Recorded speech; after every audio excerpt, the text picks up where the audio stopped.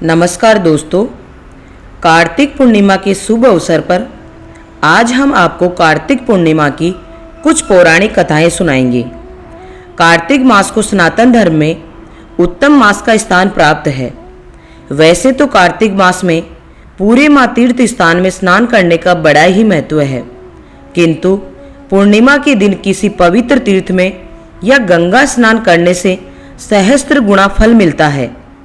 कार्तिक पूर्णिमा से जुड़ी कुछ पौराणिक कथाएं हैं जिनको आज हम आपको सुनाएंगे। आशा है आप सभी भक्त इन कथाओं को सुनकर पुण्य प्राप्त करेंगे।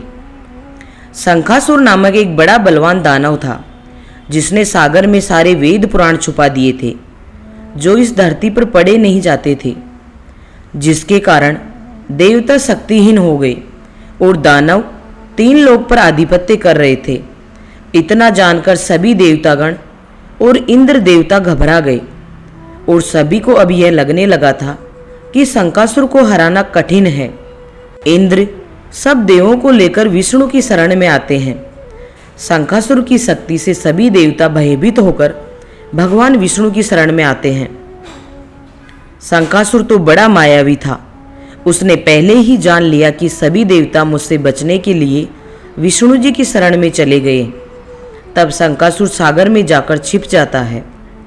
इधर इंद्र देवता ने भगवान विष्णु को शंखासुर के अत्याचारों के बारे में अवगत कराया तो भगवान विष्णु ने अपनी दिव्य दृष्टि से जान लिया कि शंखासुर सभी वेद पुराणों को लेकर सागर में छिप गया है। उन्होंने शंखासुर के वध की योजना बनाई। सागर में छिपे शंखासुर का वध करने के लिए भगवान विष्णु ने मत्स्य अवतार लिया था। भगवान विष्णु ने मत्स्य अवतार लेकर शंखासुर नामक दैत्य का वध कर दिया। स्वर्ग लोक में शंखासुर के वध की खुशी में देवों ने दिवाली मनाई। कार्तिक पूर्णिमा से जुड़ी एक और कथा का हम वर्णन करने जा रहे हैं। बात उस समय की है जब भगवान भोलेनाथ के पुत्र कार्तिकी ने तारकासुर नामक दानव का वध कर दिया। तारकासुर दानव के 3 पुत्र थे जिनके नाम कर्मशः, तारका, कमलाक्षी और विद्युतमाली थे। जब तारकासुर के पुत्रों को अपने पिता की मृत्यु का समाचार मिला तो उन्होंने देवताओं से अपने पिता की हत्या का प्रतिकार लेने की मन में ठान ली और ब्रह्मा जी की कठिन तपस्या करने लगे। उन्होंने ब्रह्मा जी को प्रसन्न कर लिया। ब्रह्मा जी उनकी तपस्या से प्रसन्न होकर उन्हें वरदान मांगने को कहते हैं। तभी तीनों भाइयों ने ब्रह्मा जी से अमर होने का वरदान मांगा। ब्रह्मा जी ने उन्हें अमरत्व का वरदान न देकर कोई और वरदान मांगने को कहा। जब ब्रह्मा जी ने उन तीनों को अमरता का वरदान नहीं दिया तो उन्होंने अपने लिए 3 ऐसी नगरी बनाने को कहा जिसको लेकर वो आकाश मार्ग के रास्ते से कहीं भी जा सकते हैं। और उन्होंने ये भी कहा जब ये तीनों नगरी एक सिद्ध में आ जाए तब कोई ऐसा शक्तिशाली देवता जो एक ही बाण से तीनों नगरियों को नष्ट कर दे, तभी हमारा वध संभव हो पाए। ब्रह्मा जी ने उन्हें ऐसा ही वरदान दे दिया। तारका के लिए उन्होंने स्वर्ण नगरी का निर्माण किया, कमलाक्षा के लिए चांदी की नगरी बनाई और विद्युतमाली को लोह नगरी दे दी।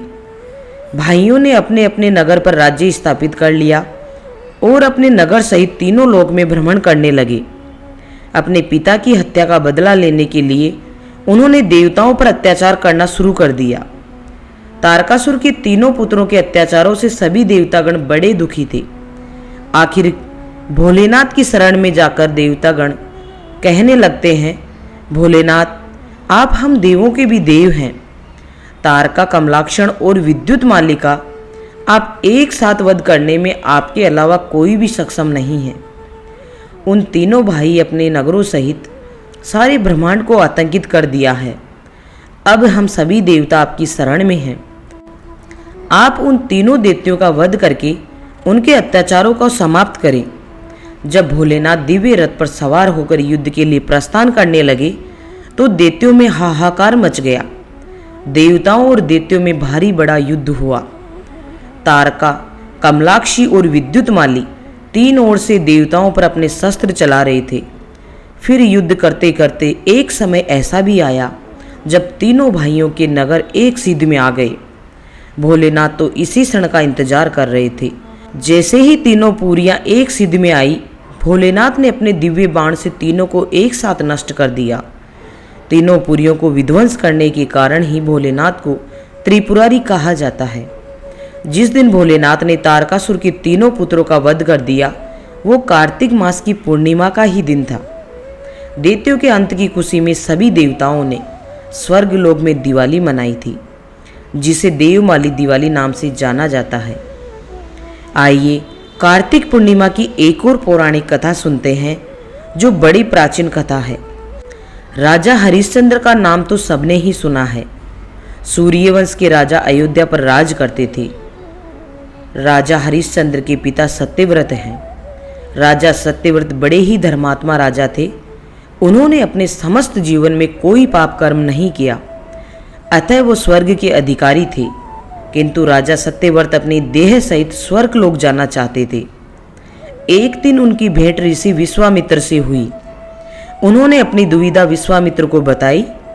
ऋषि विश्वामित्र उनसे कहने लगे, हे राजन, वैसे तो ये शरीर नाशवान है, किंतु आपके पुण्य कर्मों को देखकर मैं आपके शरीर को स्वर्ग लोक में वास करने के लिए एक यज्ञ का आयोजन करूंगा, तो आपकी ये इच्छा भी पूर्ण हो जाएगी।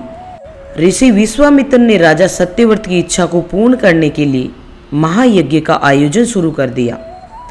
विश्वामित्र ने महायज्ञ शुरू किया। ऋषि विश्वामित्र के मंत्र उच्चारण का ऐसा असर हुआ कि राजा सत्यव्रत अपने देह सहित ही स्वर्ग की ओर प्रस्थान करने लगे। देवलोक में ये देखकर खलबली मच गई। इंद्र देवता ने जब देखा कि राजा सत्यव्रत अपनी देह सहित ही स्वर्गलोक की ओर जा रहे हैं, तो उन्होंने ऐसी चाल चली कि राजा सत्यव्रत को वापस धरती लोक की ओर फेंक दिया जाए। राजा सत्यव्रत विश्वामित्र के मंत्रों की शक्ति से स्वर्ग लोक को आ रहे थे और इंद्रदेव ने उन्हें नीचे फेंक दिया, जिससे राजा सत्यव्रत बीच में ही अटक गए और उन्होंने ऋषि विश्वामित्र से सहायता की प्रार्थना की। ऋषि विश्वामित्र इंद्रदेव के इस कृत्य को देखकर बड़े ही क्रोधित हो गए। जब इंद्रदेव ने देखा कि विश्वामित्र राजा सत्यव्रत के लिए एक नए स्वर्ग का निर्माण कर रहे हैं, तो इंद्रदेव हारकर ऋषि विश्वामित्र की शरण में आ गए और विनती करने लगे, हे मुनिवर, स्वर्ग लोक में निवास नहीं कर सकता, इतना तो आप भी जानते हैं। मैं आपसे विनती करता हूं कि आप अपने संकल्प को वापस लीजिए। मैं राजा सत्यव्रत की देह को दिव्य बना देता हूं, जिससे उनकी देह सहित स्वर्ग लोक में वास करने की इच्छा भी पूर्ण हो जाएगी और सृष्टि का नियम भी नहीं टूटेगा। तब इंद्रदेव ने राजा सत्यव्रत को दिव्य देह प्रदान कर दिया और उन्हें अपने विमान में बिठाकर स्वर्ग लोक को ले आए। विश्वामित्र ने अपना संकल्प वापस ले लिया। यह कार्तिक पूर्णिमा का ही दिन था। राजा सत्यव्रत जब स्वर्ग लोक को आए थे, तो देवतागण उन्हें देखकर बड़े खुश हुए और इस उपलक्ष्य में उन्होंने देव दिवाली मनाई। दोस्तों, कार्तिक पूर्णिमा का यह पवित्र पर्व हमें धर्म और सत्य की मार्ग पर चलने की प्रेरणा देता है। इस दिन गंगा स्नान से पुण्य की प्राप्ति होती है और भगवान भोलेनाथ की विशेष कृपा मिलती है। इसलिए इस पावन दिन को पूरी श्रद्धा के साथ मनाएं। दोस्तों, अगर ये कहानी आपको अच्छी लगी हो तो प्लीज़ इस वीडियो को लाइक करें और अधिक से अधिक लोगों के साथ शेयर करें।